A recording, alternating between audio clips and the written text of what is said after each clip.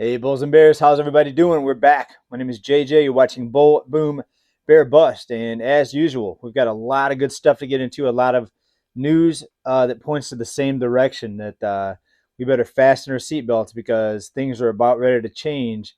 Uh, for a lot of people, it's going to be a change for the worse. For people that are prepared, I think a lot of people on this channel, I think most of us, hopefully all of us, it's going to be a change for the better because we're prepared for this. We saw this coming years in advance, especially to those that have been on this channel. Even people that have been on the channel for a short time, a lot of you already knew this was coming. And that's how you found my channel, because you found information here that you agreed with or already knew, and hopefully you're finding out new stuff or learning new stuff every report. That's what I strive to do. Of course, there's news articles out there that most people see, but we dive behind the headlines and try to give you the real facts and the real source of what we see happening in our world, in our economy. And the bottom line is we've had this unlimited printing press for decades that's kept our standard of living pretty high here in the United States. But now we're starting to see inflation just eat up people's finances, eat up their budgets. People in debt for life now, for the most part, that'll never get out of debt. Home ownership out of reach for so many people because the bubbles that have been blown up by this reckless money printing policy. But yet, if they pull back on the money printing, which we're seeing now, we're seeing a big drop in the money supply, and that's going to lead to other economic consequences, and it's going to deflate a lot of these bubbles. So people that bought, especially high dollar assets at the peak of these bubbles, they'll feel a lot of pain. But I would rather see deflation than inflation. Deflation is definitely the path of least pain, in my opinion. So with the banking crisis happening right now, things are starting to look like it's going to be deflation instead of massive inflation or hyperinflation. But here's the thing. We've got two forces going against each other. We've got inflationary forces with the crazy money printing, the endless debt ceilings that always get increased, the devaluation of the dollar, a lot of the world ditching the dollar and going to different types of trade or trading outside of the dollar. Look at Saudi Arabia. Look what's happening with China and several other countries in the BRICS nations and beyond the BRICS nations, trading with each other, integrating oil, precious metals, gold into their trading, as well as just trading in their own currencies. But the key is outside of the US dollar, right? So we've got that inflationary force, which is the devaluation of the dollar. But then we've got other deflationary forces such as rising interest rates, people not able to borrow as much money as they used to or not qualify for the loan because the interest rates now are making things so much more unaffordable. Even with prices coming down, unaffordability is still just about the worst it's ever been in the history of the United States here. And in many other countries around the world are in a similar boat here. All right, but let's talk about what's happening. A big thing that's going on and a big occurrence here is layoffs, right? As people get so far in debt and as credit gets restricted, as interest rates rise. Remember, we have record amounts of debt throughout the U.S. consumer. If you're someone that's out of debt or paying off your credit card in full each month, you're in a fraction of the population that's a small segment of the population. Most people are not able to pay off their credit card in each month. So if you're able to do that, good job, and you made maybe some wise decisions, and hopefully you'll continue to be able to do that here as we go forward here in the coming months here into 2023. But most people are not in that position. It's actually well over 60%, well 50% carrying debt from month to month on their credit cards, what's called revolving debt. If you don't look at revolving debt, of course, you've got most people in some other type of debt with mortgages, car payments, etc. All right, but let's get into the news on the layoffs, the big news. Every report I have some sort of a big layoff announcement, don't I? Walmart laying off 2,000 warehouse workers. This comes on the heels of Amazon with several announcements of layoffs. Just our last report, a couple reports ago, McDonald's laying off several of their corporate workers. They actually closed their offices down. And we talked about that, and I saw some of you down in comments saying, yeah, they closed the offices down to announce the layoffs for several reasons. One is to avoid the drama, the inter-office drama where one person gets laid off and somebody three desks over doesn't get laid off. You have that. And remember, these are not the workers on the front lines, not the cashiers. These are corporate workers. So McDonald's laying off corporate workers. The other reason you said down in comments, the reason why they shut down is because it's not a good thing to have someone show up at the job. So they're in the office and then you announce the layoff, right? So if you were going to get laid off, would you want to get up, get dressed, commute to work, pack your lunch, all that stuff, and then find out you're laid off that day? So actually, I would rather get laid off at home. And I read a few articles here that said, oh, it's cold-hearted to lay people off through email and not face-to-face. Well, I think it's actually cold-hearted to make somebody come into the office and then tell them they're laid off. So now pack your lunch or take your lunch with you or pack up your box, empty out your desk and go back home. I think that's even more cold-hearted. So in some cases, a layoff through text or email would be even better.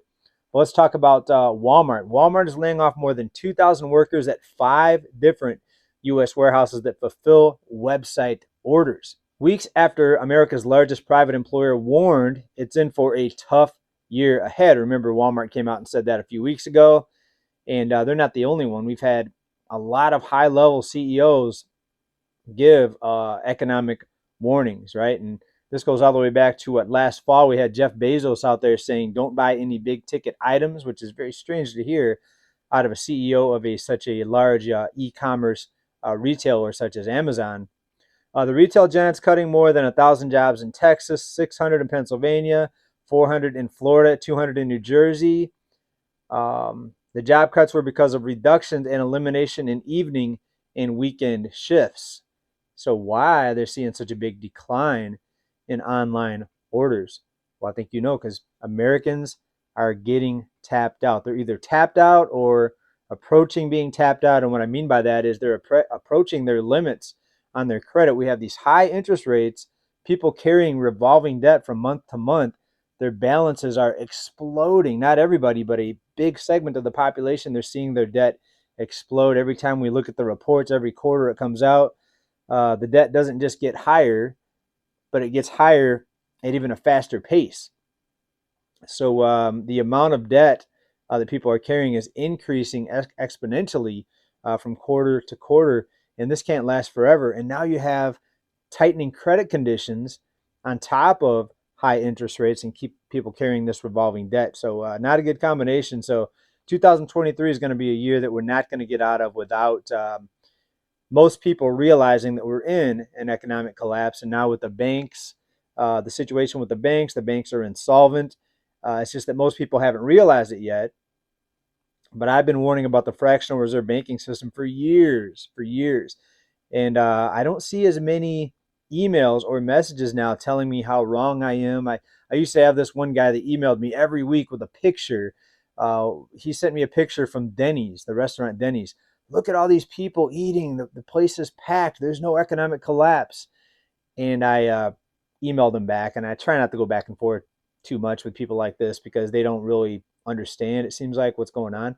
But I emailed him back a few weeks ago and I said, okay, how many people in this restaurant would be eating if it weren't for the availability of credit or credit cards in this case, which is debt, basically going into debt. And he didn't have an answer to that. So nobody really knows exactly the number, but we do know most of the population's carrying the most debt that they've ever carried in their entire life. So this can end up good. The rising rates, the cost of living, way out of control. And I would always, and that's why I've always say, I'd rather see deflation and falling prices. Yes, it's going to lead to a lot of job losses. And when you see deflation, that usually means credit and loans are restricted and lending is tightened. And that leads to a lot of job losses. A lot of people in the finance industry getting laid off. And it's not pretty and it's not fun. But compared to inflation and hyperinflation, and all we have to do is look around the world and see some of the countries that did suffer under massive inflation and hyperinflation. Numerous countries have went through all of them here on this channel at one point or another, and people are living in desperate times in poverty. So crashing markets, falling markets, yeah, it's not fun to see your portfolio get cut in half or worse, but it's better than the alternative, which is the runaway inflation that nobody wants to see. Um, Pandemic stimulus checks trickled up to the super rich. This is an article here, recent article, and it's analysis from Danielle DiMartino Booth. I've watched her interviews before and read some of her articles. I still can't pronounce her name very well. Danielle DiMartino Booth. There we go. And she's actually an insider. I believe she worked for either the Fed or the Treasury. I'm not sure, but here's what she said: the people who needed stimulus checks the most and the things that they were buying trickled up to the shareholders of the companies. All of that went up, as we know. It never tends to come back down. So we saw a lot of these small businesses close down after the health crisis in 2020, and a lot of the money that was sent out to people was just spent at a lot of the mega corporations, and a lot of people that were already billionaires got even wealthier because of the stimulus checks, right? And now we're seeing all the extra savings that people had now plunge back down. We see the extra deposits at the banks plunge back down. We just talked about in our last report, we showed you the chart, and the outflows from banks as far as deposits at banks, the biggest plunge that we've ever seen in history. So we are getting to the end game, folks. And like I was talking about a few minutes ago, I'm getting less emails, less people telling me I'm wrong, because even the people that are not really understanding what's going on and not paying attention, it's becoming so obvious now that pretty much everybody's going to know what's happening here by the end of the year. It's going to be obvious to everyone because the economic collapse is going to be right in your face at your front doorstep. You're going to go to the bank. Your bank's going to be closed. If they are open, they're probably not going to let you get your money out because they're going to be in such a pinch. And I'm not trying to raise the alarm bells here. I'm not trying to tell everyone to go get their money out of the bank, because if they do, then that's going to make the bank insolvency show up even quicker.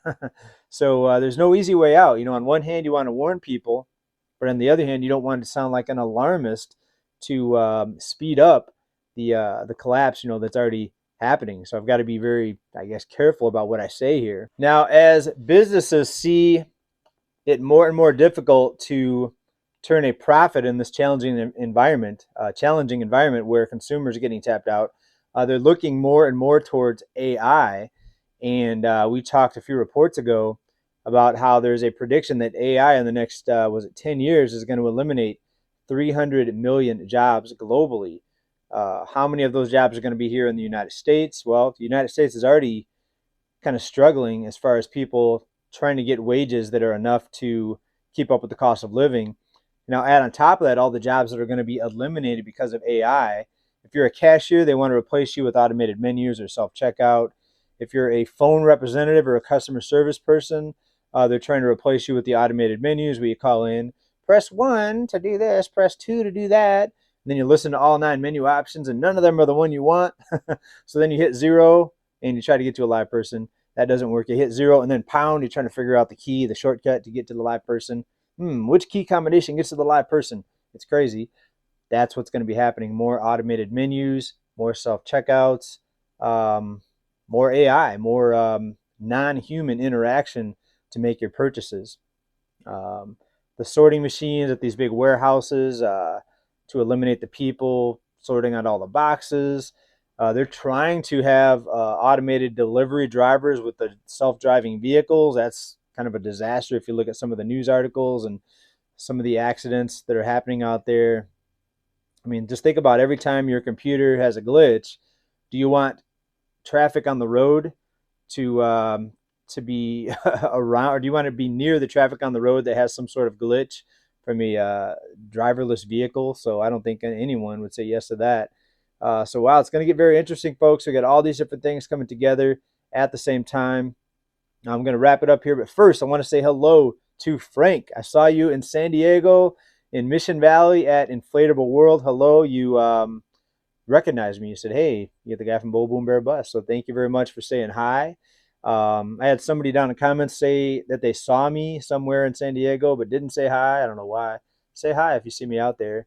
I didn't think my channel was that big. It's still a pretty small channel, so it still blows my mind that people recognize me or see me somewhere, considering we're only like 80,000 subscribers here. Also, Carmine over in Florida, that blew my mind. I used to work with Carmine here in San Diego. Now he's over in Florida.